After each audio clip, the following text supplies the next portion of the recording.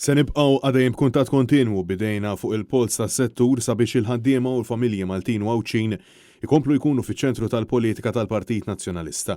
Sostna dan il-President ta' Dialogu Soċjali tal-Partit Nazzjonalista Chris Said meta flimkien mad-deputat Ivan Castillo kellem għax-xogħol. F'koll Albert Buttigieg kellem għal għajxin aħjar b'impenn kontra l-lolli tal-ħajja. It-tlieta wara nofsinhar iltaqgħu mal-Gen Workers Union.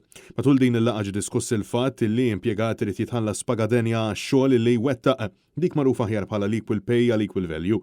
Iddiskutow ukoll il-kundizzjonijiet tal-ħaddiema f'pajjiżna, kif ukoll semgħu lir-rappreżentanti tal-Union li qasmu diversi esperjenzi u sfidi li l-membri tagħhom jaħabtu wiċċhom magħhom ta' kuljum fuq il-post tax-xogħol.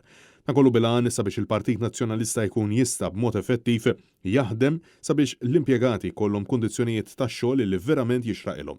Ġi spjegati li din kienet biss waħda mill-ewwel laqgħat li l-Partit Nazzjonalista se jkun qed ikollu mal-korpi kostitwiti sabiex il-ħidma tal-partit tkompli ssaħħaħ lil ħaddiema u lill familji Maltin u Għawċin.